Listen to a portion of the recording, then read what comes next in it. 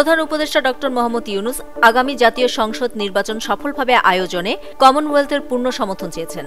তিনি বলেন, আমাদের গণতান্ত্রিক রূপান্তর ও আসন্ন সাধারণ নির্বাচনে আপনারা সমর্থন দেবেন বলে আশা করি। প্রধান উপদেষ্টাকে আশ্বস্ত করে কমনওয়েলথ মহাসচিব শার্লি আয়রকর বোচওয়ে বলেন, কমনওয়েলথ বাংলাদেশের নির্বাচন ও নির্বাচন পরবর্তী রূপান্তরের ক্ষেত্রে পূর্ণ সমর্থন দেবে।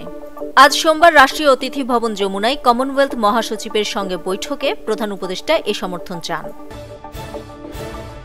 বিভক্তির কারণে সাংবাদিকরা নিজেরাই বিভিন্ন রাজনৈতিকদের পকেটে ঢুকে যান বলে মন্তব্য করেছেন বিএনপির মহাসচিব মির্জা ফখরুল ইসলাম আলমগীর। তিনি বলেন, সাংবাদিক সমাজে বিভক্তি তৈরি হওয়ায় তাদের অনেককে বিভিন্ন রাজনৈতিক ব্যক্তির প্রভাবলয়ে ঠেলে দেয়। এতে গণমাধ্যম স্বাধীনভাবে কাজ করতে পারে না এবং সংকট আরও গভীর হয়, যার প্রমাণ বিগত সময়ে নিজেরাই উদ্যোগী হয়ে ফ্যাসিজমকে রক্ষা করেছিল গণমাধ্যমগুলো। আজ সোমবার দুপুরে গণমাধ্যম সংস্কার কমিশনের সুপারিশ নিয়ে আয়োজিত এক মতবিনিময় সভায় তিনি এসব মন্তব্য করেন। বিএনপিকে নিয়ে অনেক সমালোচনা করা হলেও শেষ পর্যন্ত মানুষ এ দলকেই ভোট দিয়ে নির্বাচিত করবে বলে মনে করেন নাগরিক ঐক্যের সভাপতি মাহমুদুর রহমান মান্না।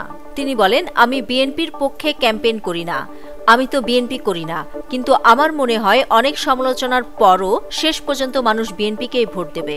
আজ সোমবার দুপুরে রাজধানীর বাংলাদেশ চীন মৈত্রী সম্মেলন কেন্দ্রে ব্রডকাস্ট জার্নালিস্ট সেন্টার আয়োজিত রাজনৈতিক দলগুলোর প্রতিনিধিদের সঙ্গে এক মতবিনিময় সভায় মাহমুদুর রহমান মান্না এসব কথা বলেন।